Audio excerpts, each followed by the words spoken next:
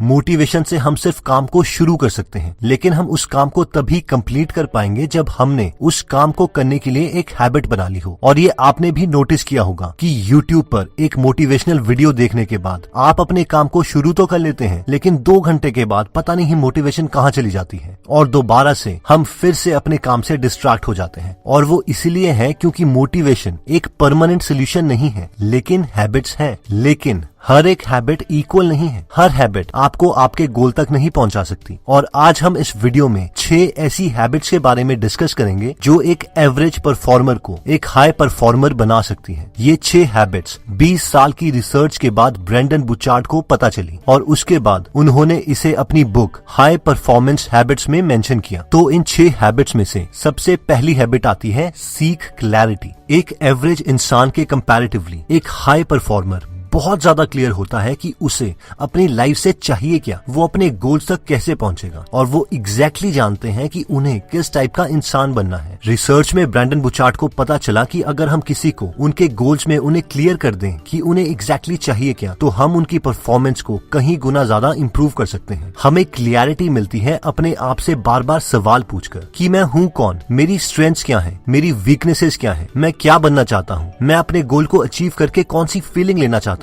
क्या मुझे अपने गोल्स अचीव करके वो फीलिंग्स भी मिलेंगी या नहीं। एक एवरेज इंसान अपने से बहुत कम सवाल पूछता है, शायद न्यू ईयर्स के दौरान जब हम न्यू ईयर्स रेजोल्यूशन रखते हैं। लेकिन एक हाई परफॉर्मर अपने से ऑलमोस्ट हर रोज ये सवाल पूछता है, चाहे उसे फिर इसके आंसर्स मिले या ना मिले। वो खुद को क्लियर करना चाहता है कि वो लाइफ में चाहता क्या है और क्या उसके हर रोज के एक्शंस उसे उसके गोल्स तक पहुंचाएंगे भी या नहीं। फॉर एग्जाम्पल, अगर आप फ्यूचर में एक ग्रेट कम्युनिकेटर बनना चाहते हैं तो आपको हर रोज अपने से पूछना चाहिए कि आप एक ग्रेट कम्युनिकेटर कैसे बन सकते हैं और रोज इमेजिन करना चाहिए कि आप लोगों से बातें कर रहे हैं, उन्हें इन्फ्लुएंस कर रहे हैं। और जब भी हम रियलिटी में किसी से बात करें तो हमें प्रिटेंड करना चाहिए कि हम एक ग्रेट कम्युनिकेटर हैं और फिर उसी तरीके से बात करें।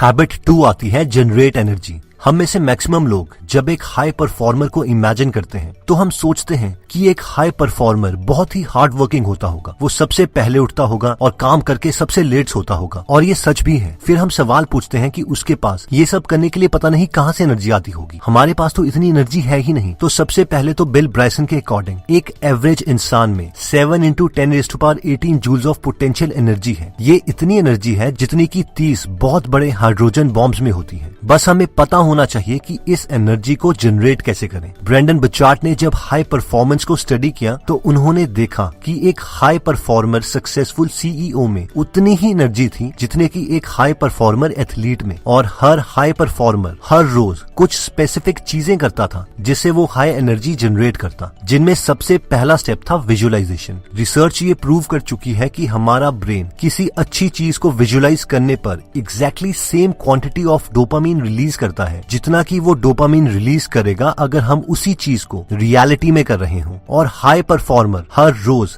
एनर्जी जनरेट करने के लिए इसी स्ट्रैटेजी को यूज करते हैं। वो उन चीजों को इमेजिन करते हैं जिससे उन्हें खुशी मिलती हो, ताकि वो ज्यादातर अच्छे मूड में रहें और हाई परफॉर्मेंस दे सकें। इतना ही नहीं, वो ये भी इमेजिन करते हैं कि जिस काम को वो अभी कर रहे हैं उससे उन्हें अच्छा रिजल्ट ही मिलेगा, जिससे वो उस काम को कंप्लीट करने के लिए और एनर्जी जनरेट करते हैं। सेकंड आता है एक्सरसाइज। एक हाई परफॉर्मर को पता है कि एक्सरसाइज ना ही उनकी बॉडी के लिए अच्छी है बल्कि उनके माइंड की एफिशिएंसी के लिए भी बहुत अच्छी है। हाई परफॉर्मर्स जानते हैं कि एक्सरसाइज से उनके ब्रेन में BDNF रिलीज होता है, यानी ब्रेन डिराइव्ड न्यूरोट्रोफिक फैक्टर, जिससे उनके हिपोकैम्पस में नए न्यूरॉन्स जनरेट होते हैं, जिससे उनकी ब्रेन एफिशिएंसी और उनका मूड भी अच्छा रहता है और इसीलिए वो हाई परफॉर्मेंस भी दे पाते हैं। और तीसरा आता है कि वो अपने काम के हर ट्रांजिशन में फोकस करते हैं, यानी जब भी एक हाई परफॉर्मर एक एक्टिविटी से दूसरी एक्टिविटी में शिफ्ट होता है तो वो अपने माइंड को कमांड देता है कि उसे नेक्स्ट क्या करना है। ऑथर अपनी बुक में बोलते हैं कि मान लीजिए अगर हम पहले घर का काम कर रहे थे और अब हम अपने ऑफिस का काम करना चाहते हैं, यानी हम एक टास्क से दूसरे टास्क में शिफ्ट होना चाहते हैं, तो हम हाई परफॉर्मेंस के लिए 3 स्टेप प्रोसेस कर सकते हैं। फर्स्ट, 2 मिनट के लिए अपने आंखें बंद करें। सेकंड, उसके बाद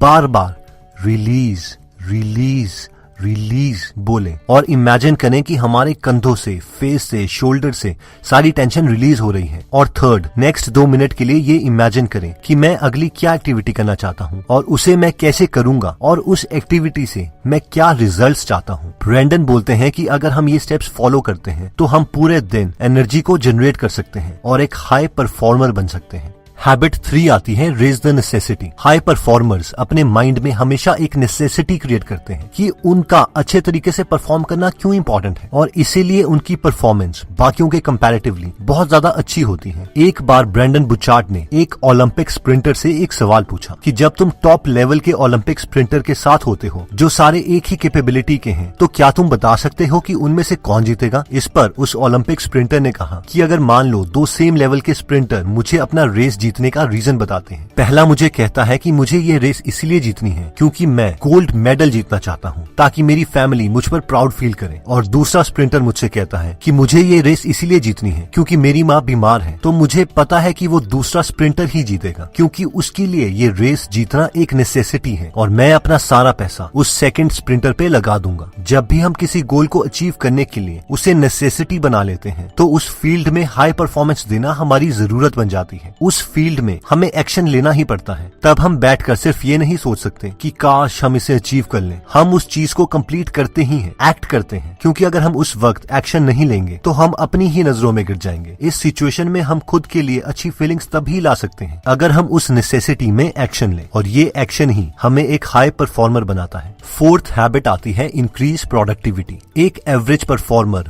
बिजी रहता है और सोचता है कि वो बहुत काम कर रहा है, पर रियलिटी में वो बहुत ही कम चीजों को अकॉम्प्लिश कर पाता है। लेकिन एक हाई परफॉर्मर बहुत चीजों को अकॉम्प्लिश भी कर लेता है और उसके बावजूद उसके पास अपनी फैमिली और अपने हॉबीज के लिए टाइम भी रहता है। और ये इसीलिए है क्योंकि एक हाई परफॉर्मर इंपॉर्टेंट और अनइम्पॉर्टेंट चीजों के बीच में डिफरेंस समझता है। वो जानता है कि किन चीजों से उसे ज्यादा आउटपुट मिलेगा और फिर उन्हीं चीजों को वो अपना मैक्सिमम टाइम देता है, और जिन चीजों से उसे कम आउटपुट मिलेगा उन्हें या तो वो बहुत कम टाइम देता है या फिर बिल्कुल भी टाइम नहीं देता। Habit 5 develop influence. High performers बाकी लोगों की लाइफ को इन्फ्लुएंस करते हैं, उन्हें ये बता के कि उन्हें किस तरीके से सोचना चाहिए और ये बता के कि वो अपनी लाइफ को कैसे इम्प्रूव कर सकते हैं। आप अपनी लाइफ में किसी ऐसे इंसान के बारे में सोचिए जिसने आपको इन्फ्लुएंस किया हो सकता है वो इंसान आपके पेरेंट्स हो, टीचर्स हो या कोई फ्रेंड हो। वो जो भी इंसान है उसने हमें सिखाया है कि हम अपने बारे में कैसे सोचें, औरों के बारे में कैसे सोचें, दुनिया के बारे में कैसे सोचें। इस इंसान ने हमें पुश किया ताकि हम भी अच्छा परफॉर्म कर सकें और इसीलिए हम इस इंसान से इन्फ्लुएंस हुए। इवन रिसर्च भी ये प्रूव कर चुकी है कि हम अपने इन्फ्लुएंस को डबल कर सकते हैं अगर हम किसी के कुछ मांगने से पहले उसकी हेल्प कर दें। हैबिट 6 आती है डेमोन्स्ट्रेट करेज। रिसर्च ये बार बार प्रूव कर चुकी है कि हाई परफॉर्मर्स हमेशा करेज शो करते हैं। जब उन्हें कोई चीज गलत लगती है तो वो चुप नहीं बैठते बल्कि उसके खिलाफ आवाज उठाते हैं। अगर किसी और के साथ भी गलत हो रहा हो तो वो तब भी उसके बारे में बोलते हैं। करेज का मतलब ये नहीं है कि आपको डर नहीं लग रहा, बल्कि इसका मतलब ये है कि आपको डर लगेगा पर उसके बावजूद हम सच का साथ देंगे। दूसरी चीज जो हाई परफॉर्मर्स में देखी गई है वो ये है कि हाई परफॉर्मर्स स्ट्रगल करने से डरते नहीं हैं। जहां पर एक एवरेज परफॉर्मर हमेशा स्ट्रगल के लिए कंप्लेन करता रहता है, वहीं हाई परफॉर्मर्स जानते हैं कि अगर उन्हें माउंट एवरेस्ट चढ़ना है तो उन्हें स्ट्रगल तो करना ही पड़ेगा। हाई परफॉर्मर्स जानते हैं कि इसके लिए उन्हें कंप्लेन करने की जरूरत नहीं है, बल्कि वो इस स्ट्रगल को ही एंजॉय करने लग जाते हैं। हर एक छोटे स्ट्रगल से बाहर निकलकर वो खुद को एक पॉजिटिव मैसेज देते हैं कि इसी तरीके से वो बाकी स्ट्रगल्स को भी पार कर लेंगे, और स्ट्रगल्स को ओवरकम करना एक हाई परफॉर्मर की निशानी है। तो दोस्तों, इस वीडियो में हमने हाई परफॉर्मर्स की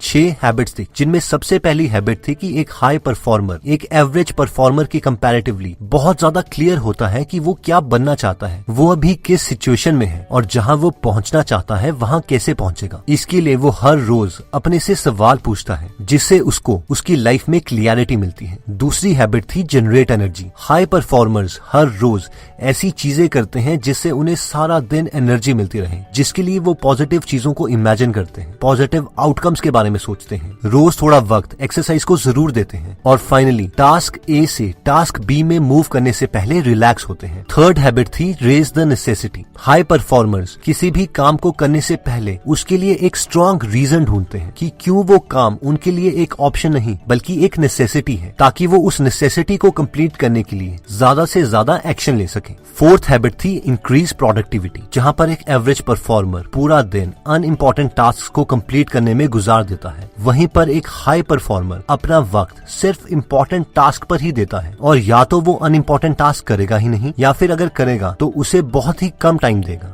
फिफ्थ हैबिट थी डेवलप इन्फ्लुएंस। एक हाई परफॉर्मर गिविंग नेचर का होता है, वो अपनी सक्सेस के साथ साथ दूसरों को उनकी सक्सेस अचीव करने के लिए हेल्प करता है और इसीलिए वो दूसरों की लाइफ को भी इम्प्रूव करता है और उन्हें इन्फ्लुएंस करता है। सिक्स्थ हैबिट थी डेमोन्स्ट्रेट करेज। एक हाई परफॉर्मर इंसान सच का साथ देने के लिए और अपनी इंटीग्रिटी को मेंटेन करने के लिए आवाज उठाता है, चाहे फिर उसके कंसिक्वेंसेस कुछ भी। दोस्तों, अगर आप फ्री में हिंदी ऑडियो बुक समरी सुनना चाहते हैं तो डिस्क्रिप्शन में दिए हुए लिंक पे जाके आप हमारी गीगल ऐप डाउनलोड कर सकते हैं। वहाँ पे आप फेमस बुक सुन सकते हैं जैसे कि the miracle morning, you can and you will, how to make friends and influence people, E-Myth Revisited, 0 to 1, Chanakya Niti, The One Thing, Power of Habit, Wings of Fire, The Monk Who Sold His Ferrari and many more। और हर हफ्ते इस app में हम एक नई audio book summary डालते हैं। दोस्तों, कमेंट सेक्शन में आप बता सकते हैं कि आप नेक्स्ट वीडियो किस टॉपिक पर चाहते हैं, ताकि हमें भी फीडबैक मिले और उसी टॉपिक्स को हम कवर करें। इस चैनल को जरूर सब्सक्राइब कर लीजिए और बेल का बटन दबा दीजिए ताकि आप ऐसी नॉलेजेबल वीडियोस कभी मिस ना करें और इस वीडियो को लाइक जरूर कीजिएगा